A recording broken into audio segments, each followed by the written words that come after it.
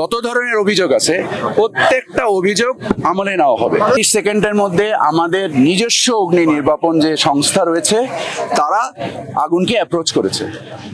So এরপরেও যত ধরনের অভিযোগ এসছে এটা আমলে নিয়ে এখানে সকল বিষয় শুধু আমাদের না, অন্য মন্ত্রণালয় এবং গোয়েন্দা সংস্থার তথ্য বিশ্লেষণ করে আমাদের প্রয়োজনীয় সিদ্ধান্ত আমরা নেব। সকল জিনিসই অনুসন্ধানে বেরিয়ে আসবে, অনুসন্ধান করা হবে।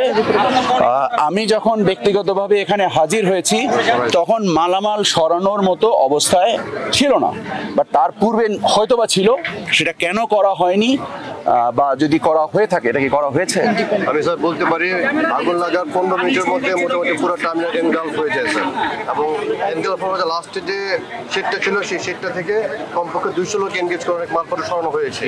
বাট প্রথম দিকে সরানো সম্ভব ছিল না, আগুন অ্যাজ হাই অ্যাজ 300 থেকে 400 ফিট পর্যন্ত পুরো ছিল স্যার। এক্স্যাক্টলি, আপনারা আগুনের লেলিহান শিখা দেখেছেন।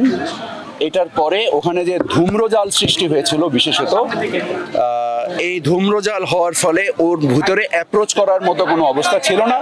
যতক্ষণ অবস্থা ছিল ততক্ষণ মালপত্র সরানো হয়েছে। এগুলো সকল কিছুকেই আমলে নিয়েই অনুসন্ধান চালানো হবে। এই প্রশ্ন উত্তর শেষ করতে দেয় না।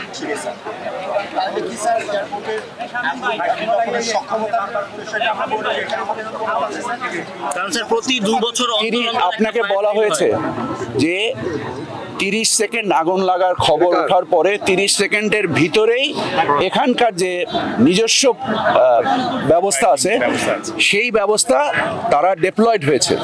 আপনারা জেনেছেন যে 37টা ইউনিট কাজ করেছে। সো এই আগুনের যে মানে পরিমাণগত যে ভয়াবহতা, এটাকে ওই একটা ইউনিট দিয়ে এটাকে হ্যান্ডেল করা যায়নি। এই জন্য পর এক এক করে 37টা ইউনিট জোগাড় করতে হয়েছে। এমনকি শেষ পর্যন্ত ওয়াসার পানিও আনা হয়েছে। এজেন্ট যারা রয়েছেন তারা কিন্তু ফায়ার সার্ভিস থেকে অভিযোগের আঙুল তুলছে, তারা দেরি করে এসেছে কিংবা কাজ করেনি। সেই বিষয়ে আমরা ওনাদের সাথে আলোচনা করব। আমরা ওনাদের কাছ থেকে শুনবো। যত ধরনের অভিযোগ আছে প্রত্যেকটা অভিযোগ আমলে নেওয়া হবে। আমরা এখনই একটা ক্যাটালগিং কমিটি করে দেওয়া হয়েছে যারা এই আগুনের পূর্ববর্তী এবং বর্তমান অবস্থায় পুরো ঘটনার ক্যাটালগিং করবে। আপনার এই ক্যাটালগ দিয়ে আমরা তারপরে অংশীজনের সাথে আলোচনা করে গোয়েন্দা সংস্থা থেকে শুরু করে তদন্ত সংস্থার সকলকে একত্রে নিয়ে আমরা এখান থেকে এর রহস্য উদ্ঘাটন করার চেষ্টা করব।